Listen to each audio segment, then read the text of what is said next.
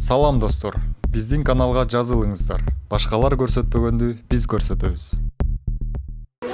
Райондук сот болобу, шаардык сот болобу, же жогорку сот болобу, бардыгы сатылган, коррупция малынган, мыйзамдарды бузган соттор экенин бүгүн өздөрү далилдешти.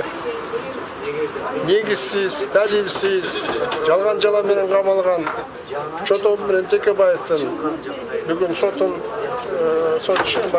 карап ишин кайдан карап өзгөртүш калтырды. Булар билип турат эч кандай кылмыш иши жок экенин. Эч кандай бул соттор өз алдынча чечим чыгарды биз жүрөккө эл ишенбейбиз. Бардыгы жогору жактан болуп аткан буйрук менен болуп жатат. Туура. Демек, президент Сооронбай Жээнбековдун түздөн түз тиешеси бар. Туура. Себеби дегенде Жээнбеков айткан, эгерде Кыргызстанда мыйзамдар бузулуп, адамдардын укугу тебеленип атса, ар кандай ушак жалган жала менен камалса, мен унчукпай тура албаймын. Сот иштеринен кийлешкенге тырнактай ниетим жок, бирок мыйзамдар бузулса мен карап тура албайм, мени эл шайлаган деген. Келгенде мына бир кызматка отурганына 1,5 жыл болду. Эч кандай жылыш жок. Жакында соттордун съездинде айткан болчу. Эгерде судьялар мыйзамдарды бузуп, Кыргыз Республикасынын мыйзамдарын бузуп, адамдардын укугун тебелеп соттой турган болсо, бу дүйнөдө жазасынан болса, о дүйнөдө тозокко түшөт депчи. Туура, тозокко түшөт.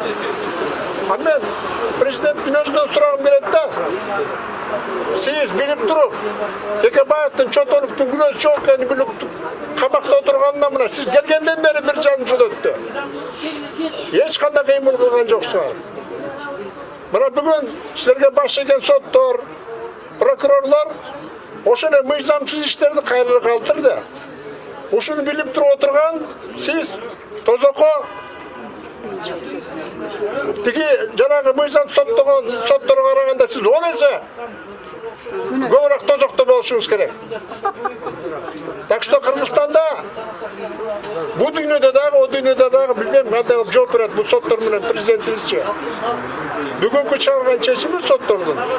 Бул дагы бир жолу Кыргыз элине сигнал. Бизде мыйзамдар иштебейт.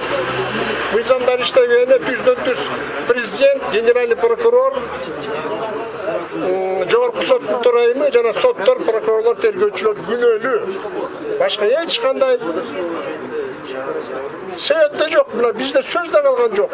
Биз ушу 23-үндө чыктык эле ушул жерге сотторго жөнөкөй карапайым эл келип сотторго кайрылдык эле. Урматтуу судьялар, мыйзамдарды бузбагыла деп, мыйзамдарды бузбагыла, адам укуктарын тебелеме деп кайрылган болчук. Бардыгы мыйзам менен болсун деп. Бүгүн да сотко келип отурганбыз, карап бир эле ой менен келгенбиз да, Текебаев менен Чотоновдун иши мыйзамдуу каралат депчи. А мыйзамдуу каралганда булардын күнөөсү жок, жалган жала менен Атамбаевдин буйругу менен камалган. Акталыш керек болчу. Акталбастан бардыгы мурдагыдай эле калды. Демек бизде мыйзамдар иштебейт. Демек, бир гана Текебаевдин боштондукка чыгышынан Атамбаев гана коркпостон, Жээнбеков да корккондон биз бүгүн ишенип калдык.